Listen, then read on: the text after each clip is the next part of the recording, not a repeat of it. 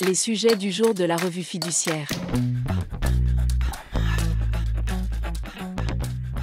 Premier sujet de notre JT. Fraude fiscale. Dans le cadre du plan de renforcement de la lutte contre la fraude fiscale annoncé au printemps dernier, l'article 20 du projet de loi de finances pour 2024 propose la création d'un nouveau délit de mise à disposition d'instruments de facilitation de la fraude fiscale.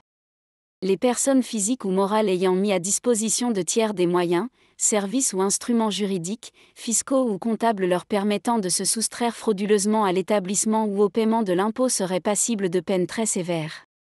Il s'agirait d'une peine d'emprisonnement de 3 voire 5 ans et d'une amende de 250 000 € pouvant être portée à 500 000 €.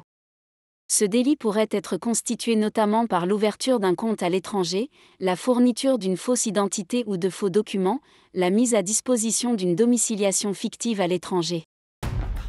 Deuxième sujet de notre JT. Révocation abusive d'un gérant. La révocation d'un gérant peut intervenir à tout moment. Mais elle est abusive si elle a été accompagnée de circonstances ou prise dans des conditions portant atteinte à son honneur ou sa réputation. Publier une offre d'emploi en vue de remplacer un gérant le jour même de sa convocation à l'Assemblée qui a pour objet sa révocation rend celle-ci abusive. Une SARL embauche en CDI un responsable de magasin. Celui-ci devient par la suite co-gérant associé minoritaire de la société. Le 24 décembre 2019, la SARL lui adresse une lettre recommandée avec accusé de réception dans laquelle elle lui reproche diverses négligences dans l'exercice de ses fonctions de gérant. Le 26 décembre, elle le convoque à une assemblée en vue de sa révocation. Le gérant assigne la SARL pour l'avoir révoqué de manière abusive. Il reproche notamment à la société d'avoir publié le 24 décembre, jour d'envoi de sa convocation à l'Assemblée, une annonce en vue du recrutement d'un responsable de magasin.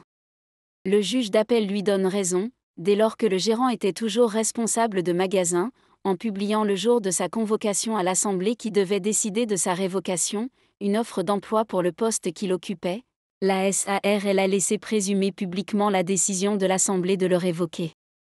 Cette circonstance étant vexatoire, la société est condamnée à payer 5 000 € de dommages et intérêts au gérant. Troisième sujet de notre JT. Mise en place de la BDES sans négociation préalable. La base de données économiques, sociales et environnementales collecte un ensemble d'informations nécessaires aux missions consultatives du CSE.